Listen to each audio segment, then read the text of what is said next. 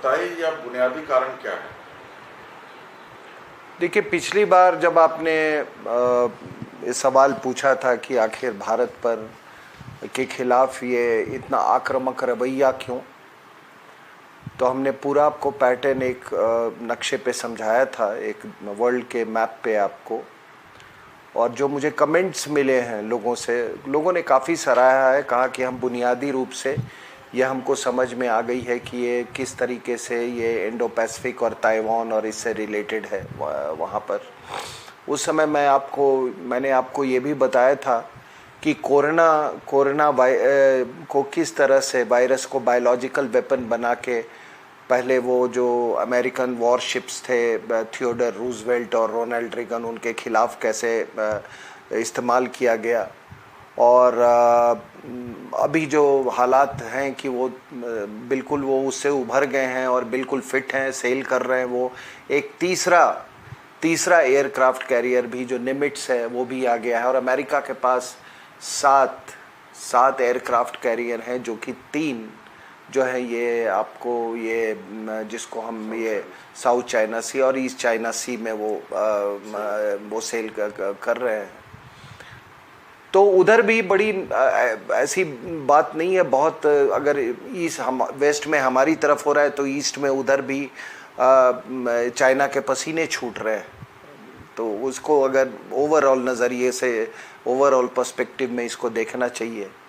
लेकिन जो आपने गलवान के बारे में सवाल पूछा, तो इसका बुनियादी कारण ये है कि इन्होंने अपने तो सारे स्ट्रैटेजिक रोड्स बना लिए, पैसा था इनके पास, और जैसे जैसे पैसा आया 50,000 किलोमीटर का इन्होंने नेटवर्क बनाया, बिल्कुल नेपाल तक ये ले आए रोड को।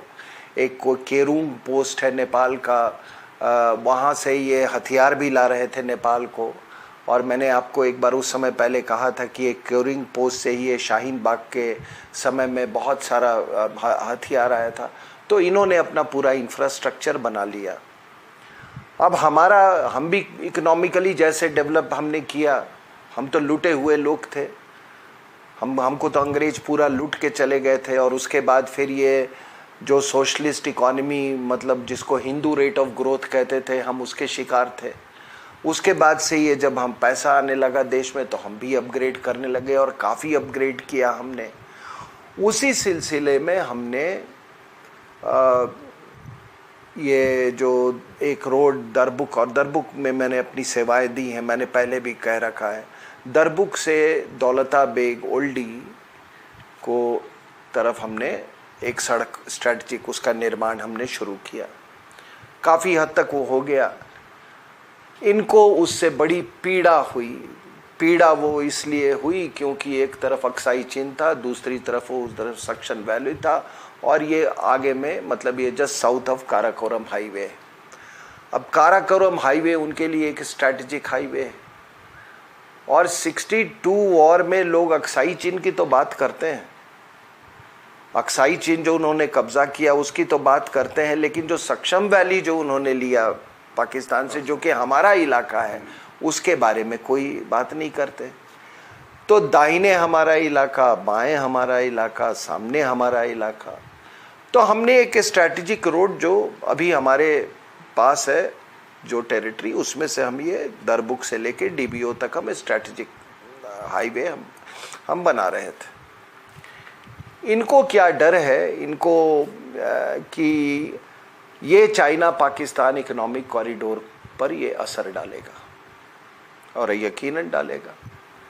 गिलगिट बाल्टिस्तान हमारा हिस्सा है, जिसको हम पाकिस्तान ऑक्यूपाइड कश्मीर बोलते हैं। और कोई हक नहीं बनता है पाकिस्तान को वो टेरिटरी ऑफर करना चाइना को, और चाइना का कोई हक नहीं बनता है कि वहाँ पे चाइना पाकिस्तान इकोनॉमिक कॉरिडोर बनाने का। आप समझ रहे मेरी बात? तो कभी कभी हैरानी होती है इस बात की कि यही इसी गिलगिट बल्टिस्तान के कारण अंग्रेज चाहते थे कि ये पूरा का पूरा इलाका जो है ये गिलगिट बल्टिस्तान का, वो चला जाए पाकिस्तान के पास। और उन्होंने आपको मैंने बताया था कि वहाँ पर जो जनरल जो था उस समय वो ग्रेसी अंग्रेज था, यहाँ भी थे, दोनों ने मिल के फिक्स्ड मैच खेला। कभी इन्होंने उम्मीद नहीं की थी कि अगर इंस्ट्रूमेंट ऑफ एक्सेशन साइन भी किया तो हम अपनी फौजें वहाँ तक ले आएंगे।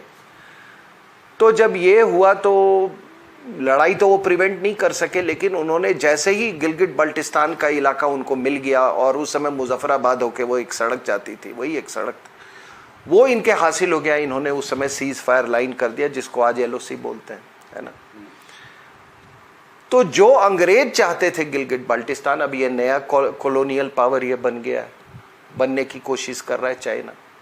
उसको भी उसी स्ट्रैटेजिक रीजंस के लिए गिलगिट बल्टिस्तान चाहिए। तो एक कॉलोनियल पावर अब ये दूसरा कॉलोनियल पावर है, और कम्युनिस्ट की आड़ में। अब हम इस चीज को कैसे परमिट कर सकते हैं? अगर उनको चाइना पाकिस्तान इकोनॉमिक कॉरिडोर बनाना है तो अफगानिस्तान के थ्रू बना है। जिंगजियांग प्रोविंस से लेके अफगानिस्तान से, और अफगानिस्तान हमारी टेरिटरी से वो क्यों बना रहे हैं वो? तो उसको इन्होंने ये कंटेस्ट किया। अब है क्या कि ये समय क्यों, तो मैंने कहा कि इन्होंने जब ये कोरोना वायरस इन्फ्लिक्ट किया तो इन्होंने कैलकुलेट किया कि पूरी दुनिया पैरालाइज्ड हो गई, और काफ़ी आपने देखा लोगों को परेशानी भी हुई है इससे, ये पूरे कोरोना से। पहले मैंने आपको बताया था कि यूरोप में इसलिए किया ताकि जो ये ईस्ट चाइना सी में जो अमेरिकन्स हैं, जापान, साउथ कोरिया, और इनके जो पूरी प्रेजेंस है अभी 3 नेवल ये एयरक्राफ्ट कैरियर की, उसमें और ये अपना सहयोग न दे सकें नाटो के द्वारा। तो ये इसलिए किया। पूरी दुनिया में ये पैंडेमिक फैलाने के बाद उन्होंने कहा, एक वो जो एक हमारे यहाँ विज्ञापन आता है, वो बल्ब का कौन सा विज्ञापन, की घर के सारे बदल डालूंगा। तो इन्होंने इस पूरी महामारी को यूज किया कि सारे बदल डालूंगा। तो सारे बदल डालूंगा का मतलब है कि साउथ चाइना सी में हमने डिस्ट्रिक्ट भी बना दिया, हमने वियतनाम का एक वेसल भी बना दिया, हमने जितने साउथ चाइना सी में थे नए नए क्लेम्स डालने शुरू कर दिए वहाँ पे। हमने ताइवान को धमकाया कि अगर तुमने ये वन चाइना पॉलिसी से अगर तुम थोड़ा भी डेविएट हुए तो तुम्हारी ऐसी की तैसी कर देंगे। जापान को थ्रेटन किया। तो ये सारी चीज़ें हो रही थी। मलेशिया का जो ऑफशोर वो ऑयल सर्वे वेसल था, उसको जाके इन्होंने वो किया। हाँ, इंडियन ओशन में वो तो ऐसे ही कर रहे हैं। तो ये सारी चीज़ें ये महामारी के बीच में, और ये महामारी के बीच में शायद इनकी ये कैलकुलेशन थी कि हिंदुस्तान को हमने बिल्कुल पैरालाइज कर दिया है, इसलिए इसको रिएक्ट नहीं कर पाएगा। लेकिन उनकी सारी कैलकुलेशन जो है वो बिल्कुल अपसेट हो गई है। तो उसके बाद से इन्होंने ये चाइना पाकिस्तान इकोनॉमिक कॉरिडोर को लेके इन्होंने यही कहा कि भाई ये गिलगिट बल्टिस्तान का इलाका, मतलब ये इस पर हमारा वर्चस्व है, हमको चीन ने, हमको पाकिस्तान ने दिया है, आप बिल्कुल कोई ऐसा काम न करें जो इसको थ्रेटन करता है। दूसरी बात, हम क्यों मानने दें China Pakistan economic corridor? Communist माने या ना माने, सोनिया गांधी माने ना माने, हम तो अपने आप को चाइना के कॉम्पिटिटर मानते हैं। हम उनसे पुरानी संस्कृति है हमारी, कहीं ज़्यादा विकसित संस्कृति है। हमारे यहाँ ज्ञान है, विज्ञान है, हमारे यहाँ स्पिरिचुअलिज्म है। तो हमारे पास तो सब कुछ कंटेंट है, हम क्यों माने? दूसरी बात, आपने देखा होगा कि 2017 में भी, अब ये चाइना पाकिस्तान इकोनॉमिक कॉरिडोर का आप इस तरह समझ लीजिए कि कुछ बनावट ऐसी है चाइना की कि शंघाई से तिब्बत मान लीजिए 5000 किलोमीटर है। तो भाई तिब्बत के लिए इन्होंने, तिब्बत खुद एक बहुत बड़ा एक एंटिटी है, तो उसके एक तरफ उन्होंने कहा कि ठीक है, समुंदर से ऐसे मलक्का स्ट्रेट से ये घूम के जाएगा, इससे अच्छा है कि एक इधर से कॉरिडोर बना लो। तो गोदर के थ्रू वो जितना तेल वेल है वो आएगा, बाकी ये एक outlet to the outlet to the Indian Ocean एक तरह से और सी।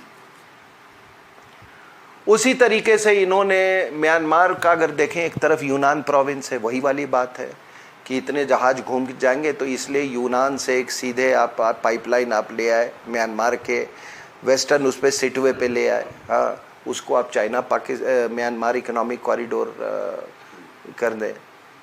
और मुझे जितेंद्र जी याद है कि उस समय मैं, अब पुरानी बात है इसलिए मैं कह सकता हूँ कि मेरे पास इसकी खबर आए, उस समय मैं directorate general of military intelligence में था और मैं म्यांमार के साथ डील कर रहा था। ये मेरे पास ये इसके पूरे